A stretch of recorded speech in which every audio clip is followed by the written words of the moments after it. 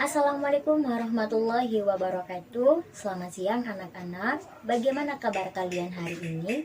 Semoga kalian senantiasa dilindungi oleh Allah Subhanahu wa taala.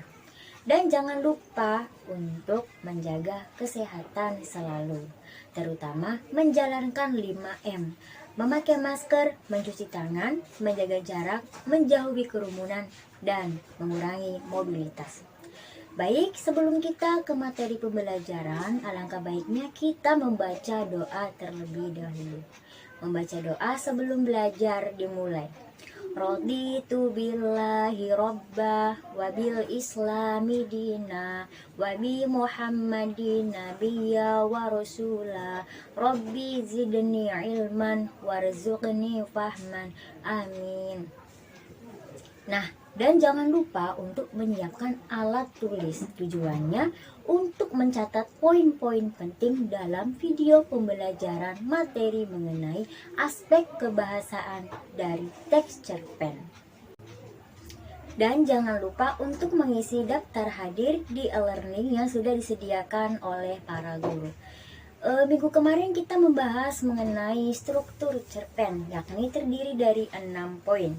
Yang pertama ada abstrak, yang kedua ada orientasi, yang ketiga ada komplikasi, yang keempat ada evaluasi, dan yang kelima ada resolusi, dan yang keenam ada koda.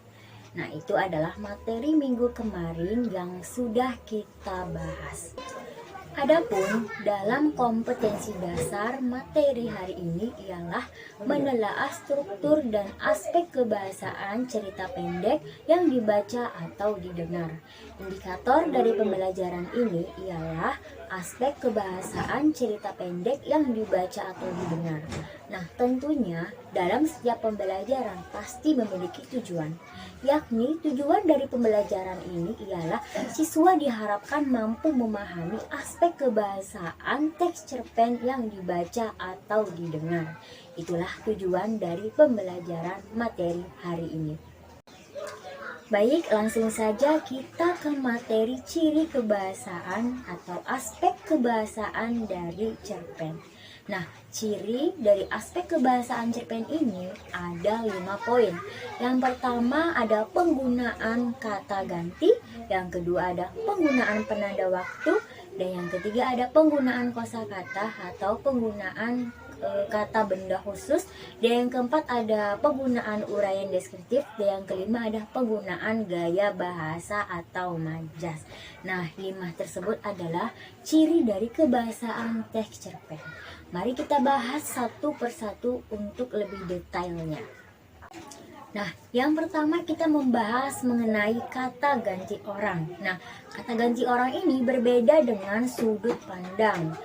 Kalau kata ganti orang ada 3 jenis, sedangkan sudut pandang hanya 2 jenis saja. Yang pertama ada kata ganti orang pertama. Kata ganti orang pertama tentunya ada tunggal dan jamak. Adapun kata tunggal orang pertama yakni aku atau saya, dan jamaknya ialah kita atau kami.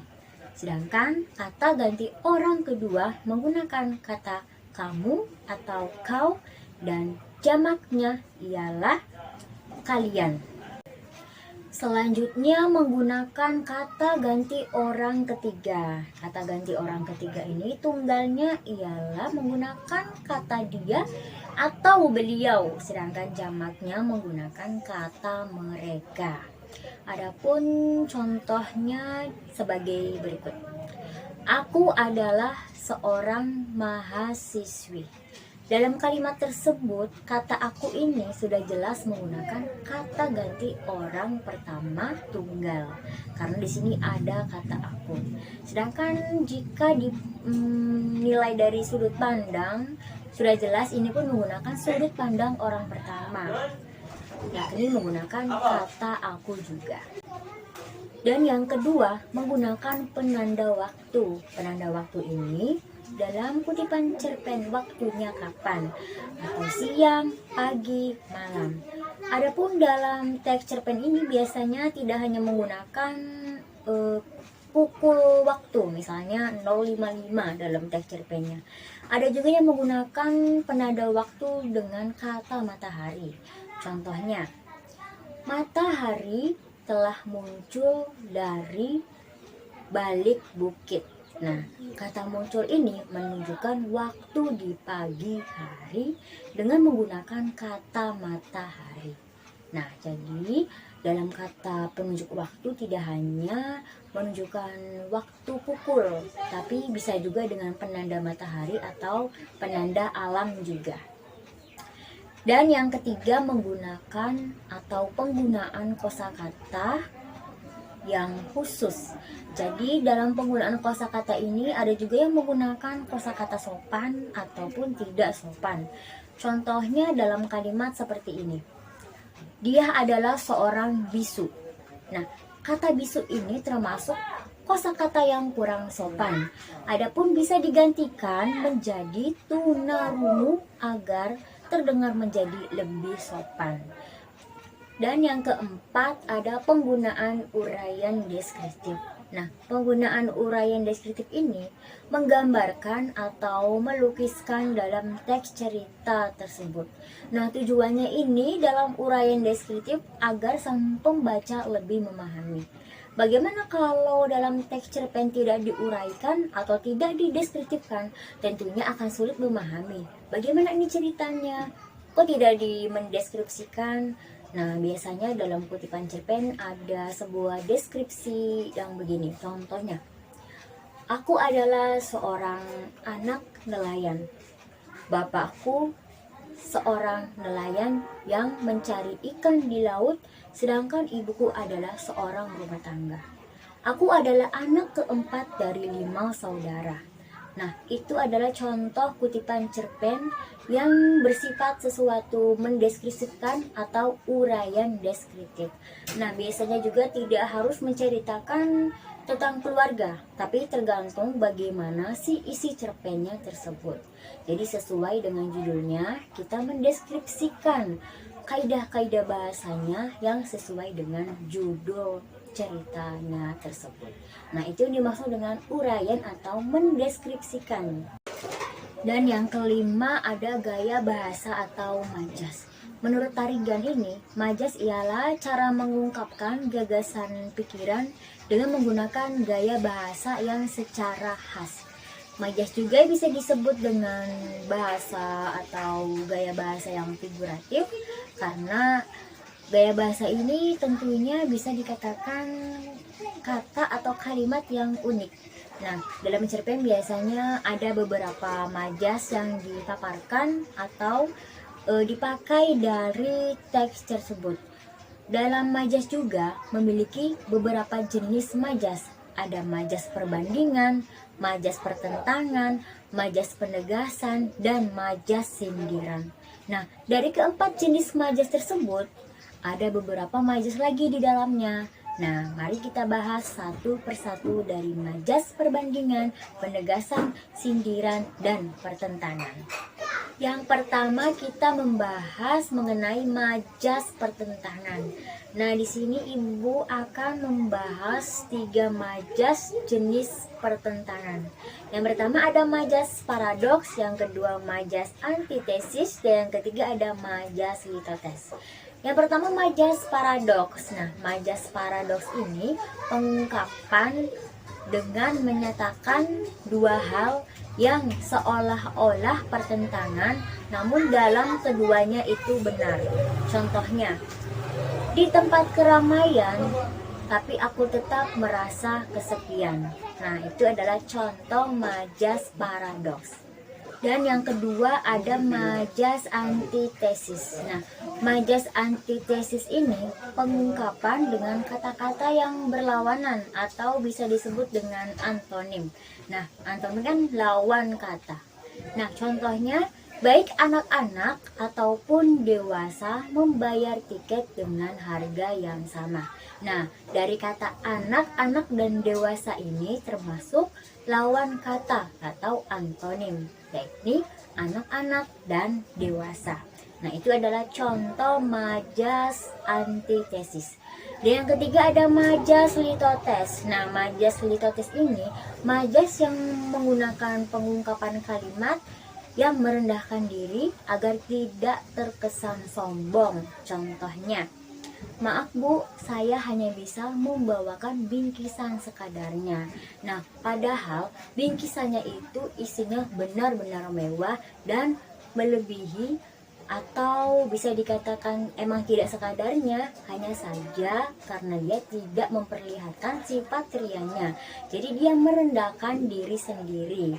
Nah, itu adalah contoh majas litotes. Dan yang kedua ada majas perbandingan. Nah, macam majas perbandingan ini ada beberapa macam ya. Yang pertama yakni ada majas personifikasi, yang kedua ada majas metafora, yang ketiga ada majas hiperbola, yang kelima ada majas eufemisme, dan yang kelima ada majas areologi. Nah, baik kita bahas satu persatu mengenai macam-macam majas dari majas perbandingan. Yang pertama majas personifikasi. Nah, majas personifikasi ini membandingkan dua hal benda mati yang seolah-olah hidup. Nah, contohnya pulpen menari-nari di atas kertas. Nah, sebetulnya bukan pulpennya yang menari-nari, tapi itu karena adanya gerakan tangan manusia yang menulis menggunakan pulpen di atas kertas, sehingga dibentuk kalimat pulpen menari-nari di atas kertas. Padahal pulpen itu merupakan sebuah jenis benda mati. Nah, itulah contoh dari majas personifikasi. Selanjutnya ada majas metafora. Nah, majas metafora ini makna kiasan atau bukan kata-kata arti yang sebenarnya. Contohnya, ibu memberikan buah tangan kepada anaknya. Nah, jadi bukan tangan yang sebenarnya atau tangan ini berbuah, tidak.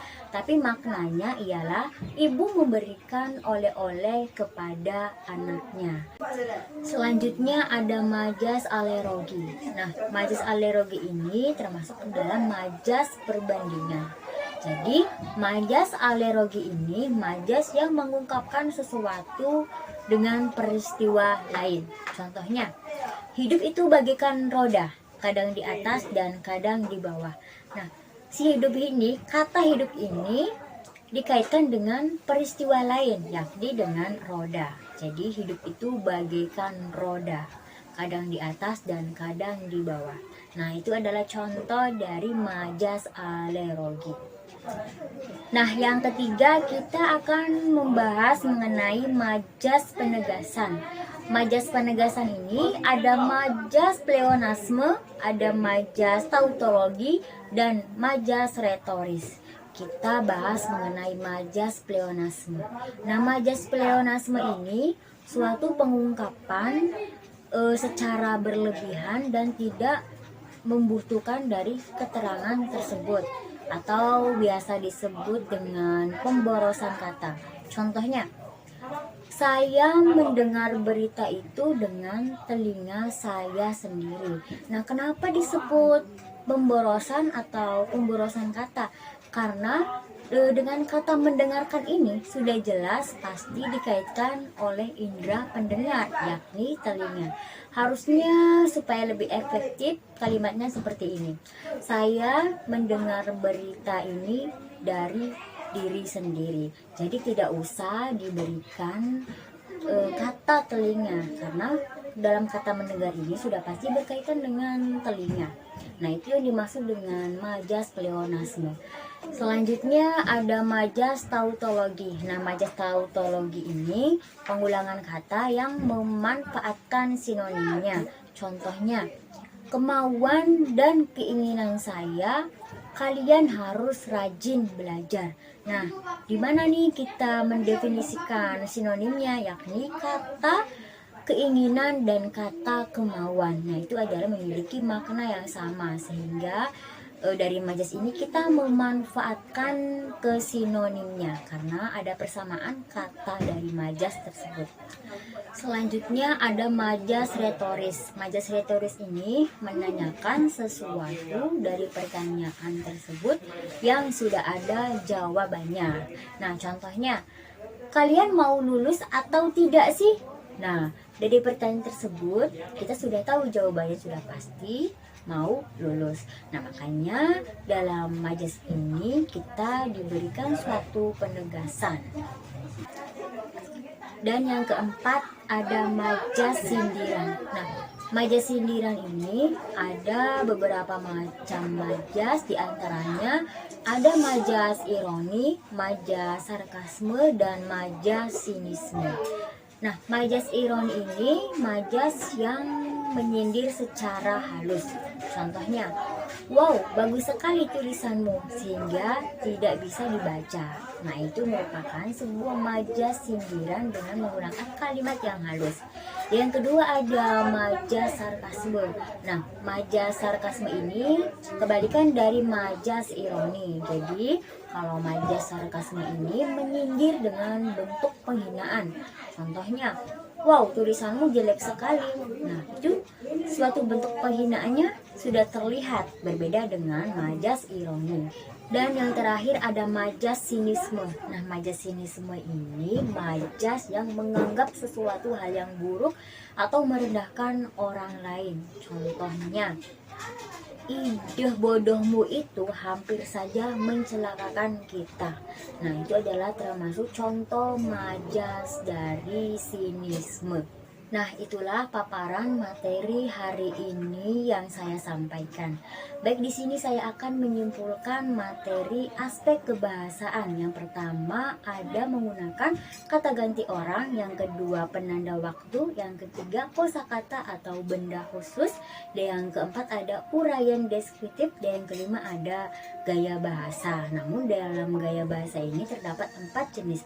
Ada majas pertentangan, majas penegasan, majas perbandingan, dan majas sindiran. Untuk materi minggu depan kita akan membahas mengenai langkah-langkah menulis teks cerpen. Baik, kita akhiri materi atau pembelajaran hari ini. Mohon maaf apabila ada kata yang kurang tertata dan tutur yang kurang teratur. Sebelum kita menutup pembelajaran hari ini, alangkah baiknya kita berdoa terlebih dahulu. Membaca doa setelah belajar dimulai. Subhanakallahumma wa bihamdika asyhadu alla illa anta astaghfiruka wa atubu ilaik. Wassalamualaikum warahmatullahi wabarakatuh.